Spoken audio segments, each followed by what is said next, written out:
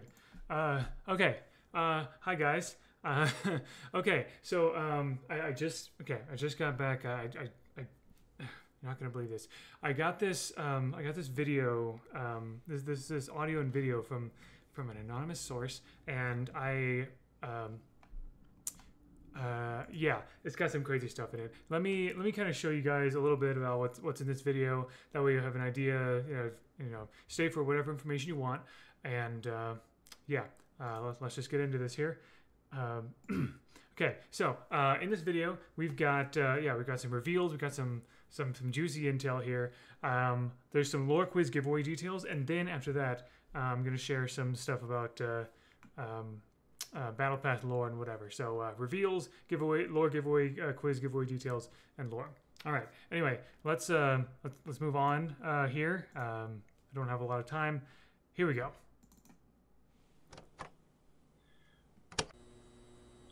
For the purposes of this in-house audio project, this is junior researcher Dr. Aaron Dipton. This is an audio recording of the THNX file and Terminus Eastward Police Report broadcast labeled exec_query.item_avatars/. File begins. Terminus Eastward Police Report. The Incarnates. Entry ID AU2416. Last access date 0807XXXX. Status updates on the following members affiliated with the rogue group The Incarnates have been included in this file. Investigation in progress and existing arrest warrants are still active. Mordex. Unknown if affiliated with The Incarnates. Footage has not been captured of his movements. Disembodied howling heard in the background of footage captured of Hattori and Petra. See Hattori and Petra below. Tezca. Officers have confirmed that Tezca operates as a getaway driver out of sight from our cameras.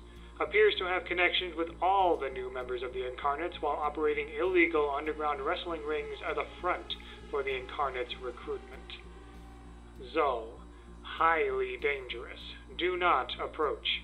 Pyrotechnics expert, prone to outbursts of rage, and responsible for recent incidents of arson and vandalism linked to the Incarnates following an explosive draw to Tezca in the 47th annual Wrestling Move Trivia Night Bonanza. Hattori, CCTV footage included.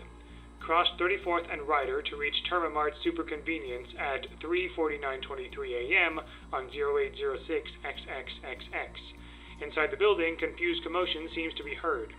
Loud explosions occur within the building before lights go out and windows shatter after 32 seconds. Smoke escapes the building as Hattori exits 11 seconds after windows shatter, holding one bag of Termimart TM brand special edition Ebby-flavored potato chips and throwing an unknown object towards the camera. She is seen retreating to a neighboring abandoned building before the feed is filled with static and a disembodied howling is heard in the background. Petra. CCTV footage included. On 0806XXXX at 40002, camera number 293, located on the rooftop of Zinni Hot Pot Restaurant, was knocked to the side. Petra is briefly seen standing on the roof, looking out. A disembodied howl echoes in the background as she shrugs and puts her hands in her pockets. She smiles and says, "You guys at THNX better be ready for the Incarnates. 3 days. You have 3 days." The feed then cuts to static. It is currently unknown what this threat means. Orion.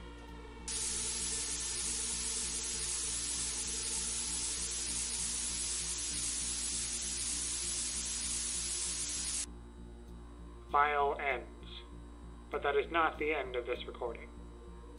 I would be remiss if I didn't also include some brief mentions of various symbols, graffiti tags, and other phenomena related to these persons of interest. The Incarnates mark the street with the heart symbol shown on screen with one wing protruding near the bottom. They also often show off their loyalty with this particular crown symbol. Their handiwork might be seen in other ways, as demonstrated in these backstreet banners. Perhaps unrelated to all of this is a certain phenomenon with this mysterious ghost-like entity from one of the interdimensional rifts, possibly 444, from which SE-2415 Hattori arrived. It seems they've taken the concept of ghost in the machine quite literally, to the dismay of THNX and the Terminus Eastward Police Department. I can unfortunately give no comment on this particular symbol. All I can say is, may the Luminary Officer save our souls, and more importantly, our research. I suppose there is one final thing. There seems to be a public bulletin in here about something called a lore quiz giveaway. The details are shown on screen. I will also read off these details for those who can't see it. It says that there will be a Terminus/Darkheart themed lore quiz of about 10 questions. The link will be in the description of the video of this video provided. The prizes seem to include 1 Master Chief, 1 Arbiter, 1 Dragon Hunter Isaiah, 1 Mach 25 Thea, 1 Secret Nye, 5 Progress Pride Flag avatars, and 10 Esports V2 colors. You're only eligible for a prize drawing if you get every single of the 10 questions correct. You can try multiple times, but you will only be entered once per person, because multiple entries are deleted with the one with the most correct responses being kept. It seems that answers and winners will be revealed on the platform formerly known as Twitter, on @BDipotus, on August 16th, 2023. It's not really the year here in Terminus, but that's what this bulletin says. Anyway, I suppose good luck if this is something of interest to any of you. Alright, this concludes the messages and images I've been asked to record. This has been Junior Researcher Dr. Aaron Dipton. Thank you for listening.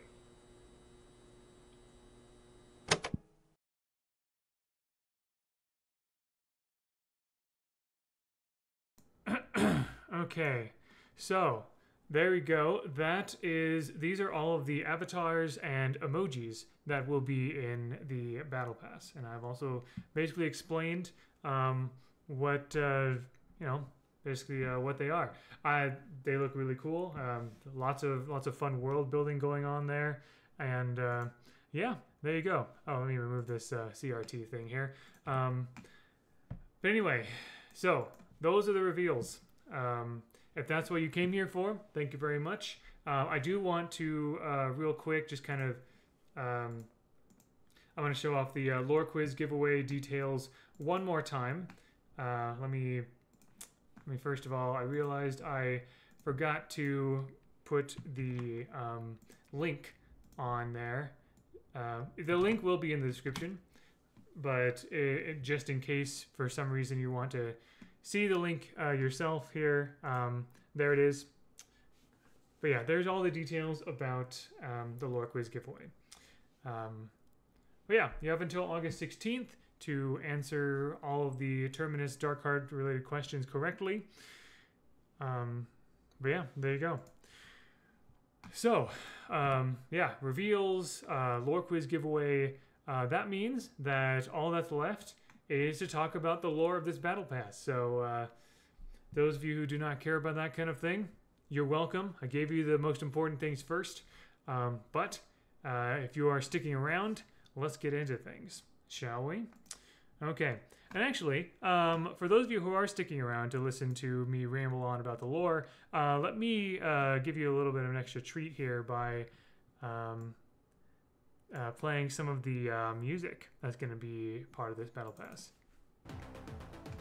There we go. That will be the Legend Select music. The music that you heard at the beginning, I'm assuming that everything worked. The music you heard in the beginning is was the main menu music, and this is the select. Anyway, and then also some of the stage music, some of the actual stage music. This one's kind of soft because the stage music is not meant to be as distracting. But yeah, really cool stuff. I like it a lot. Anyway.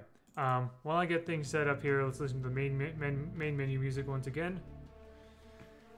So yeah, into all the various lore things. Let's see. All right.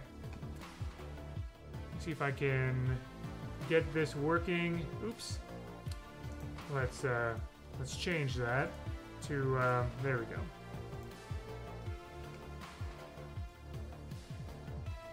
Awesome.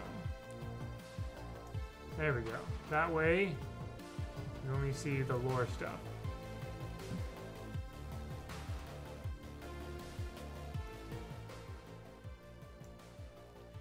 Okay. But yeah, essentially, let me turn this down a little bit. Essentially what this battle pass is meant to do is, now, so normally the lore of a battle pass, of a Brawlhalla battle pass, is usually a kind of a what if sort of thing, right? And, you know, just kind of like an alternate universe sort of thing. Which makes a lot of sense, honestly, right? But here there's a few things that are kind of different here, and I'll get to that a little bit later. But let's just kind of briefly go over each of these. So we started with Tezca. I do like how they kind of... So these are basically researcher logs within THNX, the Terminus Hybrid Network and Biotech X. Or Terminus Hybrid Network and Biotech X. That's like this company or group called THNX. Yeah, so we have Tezca here. A little bit of like dark heart assimilation and soul crystal concentration. It seems to have come from Interdimensional Rift 009, apparently. And then, yeah, then we have this. Then we have someone kind of like saying, maybe we can, you know, make super soldiers with dark heart and that kind of thing. Next we have Mordex, much higher dark heart concentration going on here, and soul crystal concentration. Mordex seems to kind of be, so there's this group called the Incarnate. So Mordex, it doesn't seem to be quite a part of that for whatever reason. It kind of seems to be his own thing. Maybe that's a problem, I don't know. But he comes from Interdimensional Rift Incident T404 in front of THNX Site 84RK. Now, I will say that I think there are definitely some lore clues in here, but I think some of these other references are a bit like cheeky. Calamari Pop was the one who wrote the lore in here specifically. Well done, Calamari Pop. This is some of the best lore writing I've seen ever in Brawlhalla. Fantastic. But yeah, obviously T4Z4, that looks like the name Taza, one of the devs, and 84RK looks like the word bark because Mordex is a werewolf. So that might be just sort of tongue-in-cheek sorts of things. But yeah, also I think it's worthy of note, the Office of Emergency Logistics. This is the OEL basically. There's a branch of the OEL in Terminus. Yeah, Shorpy showing off the colors. And just like how in Battle Pass Season 4 with the Exalted Lion colors, that had a bit of lore. The colors in this Battle Pass also have a bit of lore. Obviously there's dark heart colors, but also there's a bit of white, because in these researcher logs, it says that, you know, there's all these awful things that can happen to you, but also like skin complexion may become purpley gray with magenta streaks, and hair color may turn white. So those, like the purple, gray, and magenta and white, those main colors of this color scheme here, that's the lore. If you're exposed to dark heart serum or dark heart material, those physical changes can happen to you. So there you go. And then they give some other things, and you know, a lot of gnarly side effects and things like that. Researcher Jones seems to have some weird ulterior motives or something. I don't know what's going on, but he's been reprimanded. There's some people who don't like what he's trying to do. Also, there's Research Initiative EL0K1, which is the effects of dark heart exposure on youth population health. So there's a reference to Loki right there. Very interesting. Let's see what's next. Yeah, so there was a dev stream that showed off the various emotes, like there's the hoverboard and so forth, and like kind of like power up and all of that, right? So yeah, that was cool. The weapon set, MRK colors, which is kind of based on these sort of like like TV test screen, the thing that you see on the Orion skin. But yeah, there's thinly veiled militia proxy corporation, the Terminus, and stuff like that.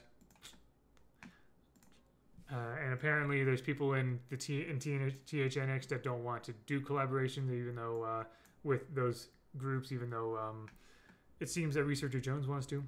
All right, we got Petra. So normally, with some of these others, they come from other dimensional rifts, but Petra, of course, is a Terminus native. Recurrent criminal officer, blah, blah, blah, seized control over a street gang. This is all consistent with her actual lore. So this is definitely a what if Petra stayed in Terminus, she would end up like this, essentially. What if Tezca ended up in Terminus? What if Mordex ended up in Terminus? These are definitely the what if portions of it, but the world building of Terminus, I think, is intended to essentially be canon, as far as I understand. Also, I don't know if this was ever in Tezca's lore. Tezca's 28 years of age in this battle pass, so that's likely what his age is normally. But yeah, Petra. Then we have Hattori here, who is from Interdimensional Rift 444. So even though Hattori is from Battle Pass 1, I think the reason why it's 444 here is that, correct me if I'm wrong, I think in Japanese culture, the word for four is similar to the word for death. There's some kind of like, there's some kind of like death or like sort of dark connotation with the word for or something. Correct me if I'm wrong. But I wonder if that might be it, because in Battle Pass Season 1, there was definitely a lot of that sort of like yokai, like Japanese demon, yokai kind of thing going on there, right? So yeah, so we have Hattori, and then did I mention the interdimensional rift for? Oh yeah, Rift Incident T404. So I know some people have complained about, or have commented at the very least, about the fact that we have a bunch of legends from different battle passes. Tezca, not so much, but Mordex, Hattori, and Orion, also Petra.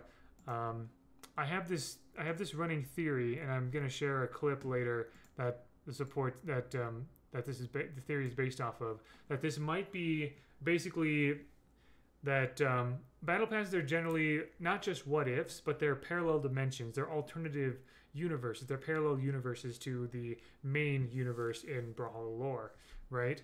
And so maybe this battle pass is showing people and things from different dimensions coming in, from different parallel universes coming into Terminus. One good example of this is actually here with the sidekicks. You may notice, so Bunny is basically like a bunny that was a pet of one of the researchers. We do have TV Head, though. This is like a corrupted version of the TV Head avatar from Battle Pass Season 2. This is especially noteworthy because TV Head is from Interdimensional Rift 5YNTH2, Synth 2, Synthwave, the second season of the Battle Pass. Robin, I'm not 100% sure where this owl came from. It doesn't really say, doesn't give, resembling an exoplanet Thera Omega owl. So this could be from the exoplanet Thera Omega, which might be Terminus's term for the Earth in Brawlhalla lore, exoplanet Thera Omega, because Thera is just Earth before Atlantis fell. And then we have this redacted. This is so Haruto is the name of the sort of like ghostly yokai demon sidekick. You can see that in Estasao's reveal with the sidekicks. Haruto is the name, or Haruto, something like that. But that is clearly, so we don't see Haruto in Battle Pass Season 1, but we do see like other entities. So Haruto seems like he would belong in Battle Pass Season 1. And so I think that's what's going on, where Haruto is this mimetic, hazardous thing that has infiltrated the system broadcasts and everything. But yeah. Also, something really interesting is the... oh, wait, that's Podium, sorry. The other thing that Estasau revealed was the KO effect. I think it's... I think it's important to kind of like point out that KO effect, to me anyway, looks a lot like the there's a KO effect called Balefire Worm is what it is, right? So let me see if I can bring up the. That's a bit too small. Never mind. So if you look closely at the Balefire Worm thing, which let me switch the window here so you can see what I'm looking at. Here we go. Darn it. That's not what I was trying to do. Here we go. And it's not showing up. Never mind. Okay. I guess I was mistaken. Sorry about that. But if you look closely at it, the movements that it makes after it explodes out of the Darkheart crystal looks a lot like the Balefire Worm, like the fire dragon worm looking thing, KO effect in Brawlhalla. And I think that that the thing in the KO effect is the sort of caterpillar entity, and also it's worthy of note that that looks a lot like the kaiju from Red Raptor's reveal as well. Let me find a freeze frame of Red Raptor's reveal so that we can see what those kaiju look like here.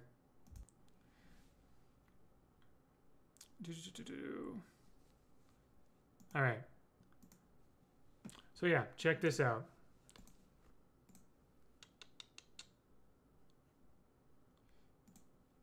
All right. Check this out. So we have these. So we have these various kaiju creatures, right? And look at this one over here. This one looks a lot like the KO effect, right? Let me see if there's a better picture here. Yeah, so a better image. Red Raptor's looking around. Yeah, so yeah, we have like this sort of like big hulking, this big hulking thing with big arms. We got this flying thing, and we got this sort of worm looking thing. Okay, so keep that in mind. A big hulking humanoid kaiju, a flying bat kind of like dragon looking kaiju, and a big worm looking kaiju. Okay, so keep those three kaiju in mind, and let me go back to this here. And look at this. The first test subject is a young dragon with green scales from Interdimensional Rift 4WLD. Not sure if that means that it's like the world of Battle Pass 4 or something, or maybe Battle Pass 7, although Battle Pass 7 is just like a tabletop RPG that the Legend are playing as far as I know. But this is a dragon, and it has been changed by Darkheart. Breathing magenta flames and blah, blah, blah. Interested in prey, plunder, and Sentai souls. Okay? So, dragon. All right? Next, we have the next test subject is a stone sculpture from the Kingdom of Batavia. So, that's definitely Battle Pass 4 area. Carved in the shape of a fiend. So, it looks like a gargoyle, kind of like Onyx, right? It's been morphed into an eyeless, hulking creature with two immensely large forearms, Darkheart-like crystallization formed on joints. Like so on the shoulders and arms, there was spiky crystals. We see that also in Red Raptor's trailer. Okay? And then finally, we have what we see in the KO effect, as well as in that Red Raptor trailer. So it was a 3-inch caterpillar from exoplanet Rexar Alpha. Not exactly sure where that would be, but after getting this enormous dose of 15,500 milliliters of Darkheart, more than any previous experiment we've seen, it becomes this enormous 250-foot serpentine creature of ashen purple-gray complexion with magenta Darkheart composed crystalline mandibles and spines along its back. So we are seeing these three experiments are the kaiju that we see in Red Raptor's trailer. I think that's awesome. Also, check this out, okay? Pay real close attention to what we see up here. Raptured etheric genesis neurological anomaly. Research of kineticity preparation. RAGNAROK. Ragnarok preparation. Alright? Under the direct orders of the Luminary Officer, LO, which is half of Loki's name, we are to expedite the experimental trials of the Darkheart prototype serum derivative in preparation for Expedition Task Force Shinsekai. So expedite these experiments because we want to use them in the expedition task force at Shinsekai, which is what we see that in Red Raptor's trailer. Okay, this is connected. All right, this is really cool. This is awesome. I love it. Now this whole Ragnarok thing might seem like a bit of a stretch to some people, but there's two reasons why I think this Ragnarok abbreviation, Ragnarok preparation, why I think this is intentional.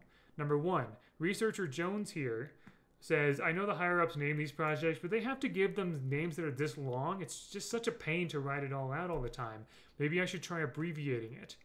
This is telling us to abbreviate something that's really long. This is technobabble. What does this even mean? Raptured etheric genesis, neurological anomaly, research of kineticity.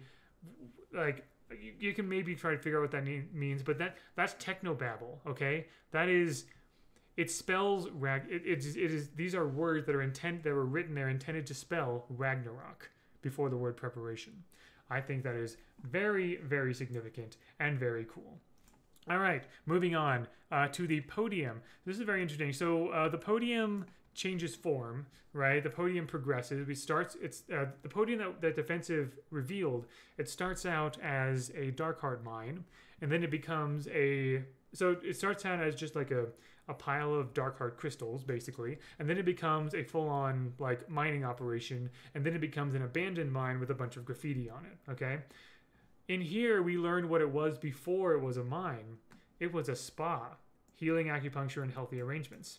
This is an anomalous piece of land in Terminus that changes its form. It was an anomalous spa with some sort of like 6 foot 7 inch tall masked man running the spa for some reason. No idea who that could be exactly. But yeah, they bulldozed it. They bulldozed the spa, and it became the smoldering abandoned remnants, and it was just kind of massive raw Darkheart geode crystals essentially. And then it became a strip mine operation, and then it got abandoned, and then there's the Incarnates kind of like tagged it with graffiti and everything. But yeah, Loud Howling, which is Mordex. But yeah, so that's cool. Sunsero revealed the Zol skin. All right, Zol is from Interdimensional Rift 05C. So if we're going with like numbers for like these, the 5th season of the Battle Pass was the Fangwild. And as far as I know, as far as I can recall, Zol did not really have a Battle Pass skin in Fangwild. I'm drawing a blank here. I have to check. Hold on.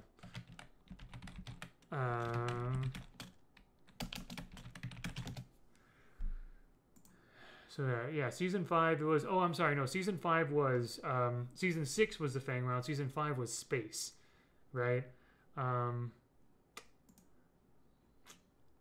which of the so let's see, yeah. So for that one we had so the skins for that were Artemis and Orion, obviously. We had, that's right, Ada, Fate, and Onyx. So we didn't have Zol in season 5. So I'm not sure where Zol could be from exactly. Clearly, maybe just from normal Brawlhalla lore, because he was a warlord of a mercenary army of unparalleled strength or something. I don't know.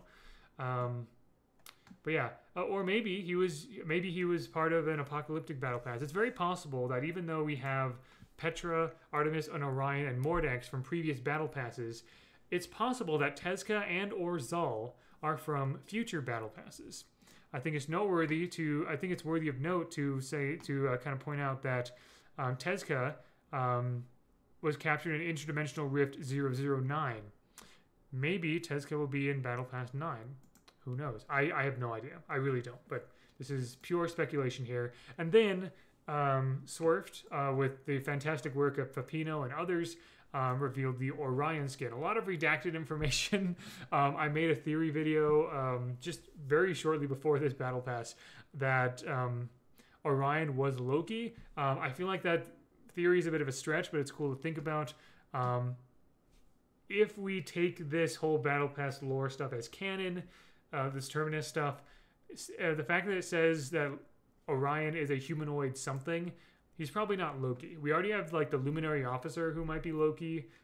There's like the name Loki was kind of invoked in like a research initiative earlier in this website. So he's a humanoid something.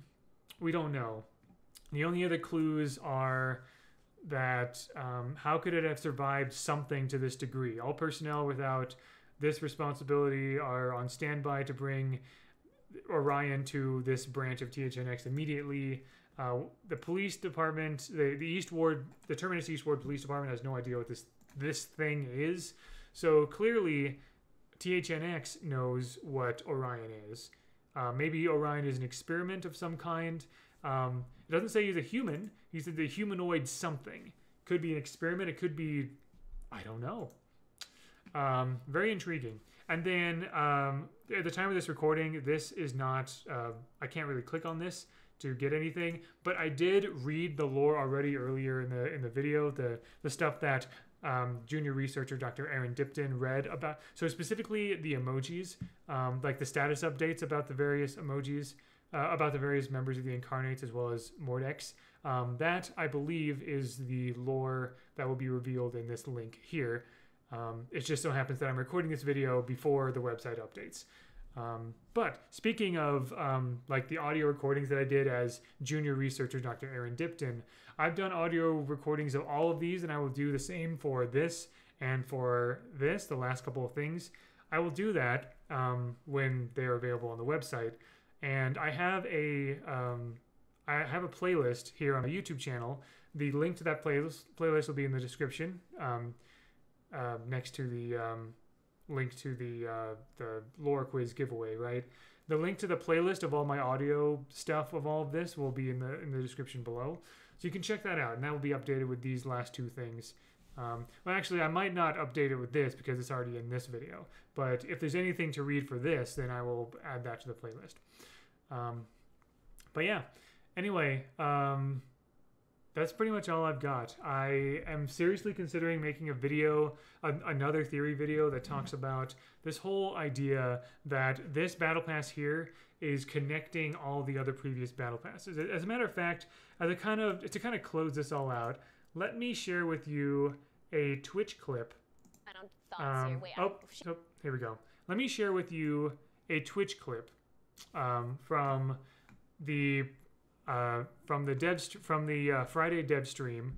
Let's see, which Friday was that? That was Friday. So yeah, Friday, August 4th. Yeah, so it shows right there. Towards the end of the dev stream, we have White Sheepy and Foda here, and White Sheepy is answering a question that fantastic Twitch moderator and fellow lore nerd Sora asked. So here we go. I'll just play the clip here. Thoughts here. Wait, I have Sheepy with question. Will we be able to read the redacted info on the Battle Pass website when the Battle Pass is released? Oh, good question. I thought it was redacted for flavor. The answer is no for a reason. So look, theory crafting is the secret sauce here, and some of you guys are actually really observant, and I just can't say yes or no. So anyways, my final thoughts are the Battle Pass Season 8 Terminus is incredible, not only because of all the different assets we have and all that great stuff.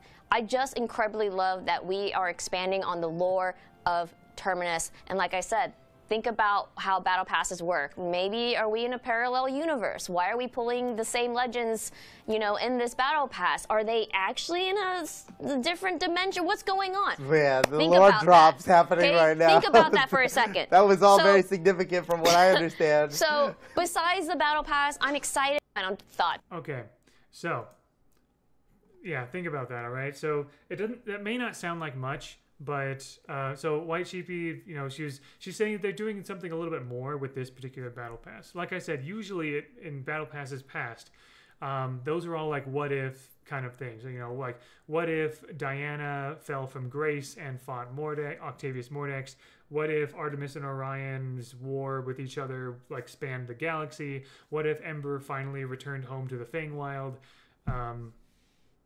All these kinds of things. That's what each of these previous battle passes were. But White Sheepy she said, think about how battle passes work. Are there parallel universes? Like, why do we have legends from previous battle passes in this battle pass? Are they in a different dimension? And when she said that, Foda said the lore drops. That was all very significant from what I understand. Okay, because they're both devs. They know what's in the works at BMG. I don't, but they do, obviously, because they're working on it. So if those things are significant lore drops, all right, if the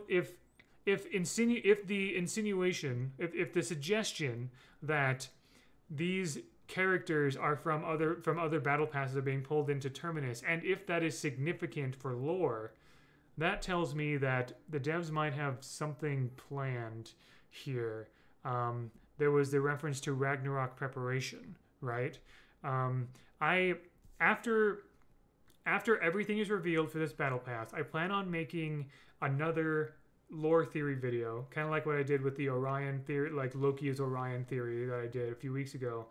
I'm planning on making another video to kind of like, maybe as a bit of an update to that Orion theory, but also just to kind of theorize what the devs might be planning with, or what might be coming in sometime in the future with all of this, like things coming together in Terminus. This all sounds very significant to me, and I'm very excited about the possibilities. So, yeah, I think that's pretty much all I've got to say and all I've got to share here. So, yeah, I guess just be on the lookout for any additional videos and content that I make regarding lore, and also, of course, be on the lookout for more with the Battle Pass. It's coming this Wednesday. If you're watching this video as it's brand new, it's coming on Wednesday, August 9th. The Battle Pass is. It's very soon. I'm very excited. This is every single Battle Pass has been incredibly awesome and very exciting to me. And I'm very excited to sink my teeth and my time into this Battle Pass. So, thank you very much. I hope you enjoyed looking at the emotes and the avatars that I had to reveal. And I hope you enjoyed the lore quiz, and I hope you enjoyed my little recap of all of the lore so far. There might be more after me with that dev stream thing at the end. But yeah, thank you very much to BMG. You guys have done a fantastic job with the Battle Pass content, the Battle Pass lore. The presentation of all of this has been phenomenal, and it is always a huge honor to be a part of it. So thank you very much, and thank you all for watching, all of you lore nerds and Brawlhalla fans and everything. But yeah, that's what I've got for you, and until next time, all the best.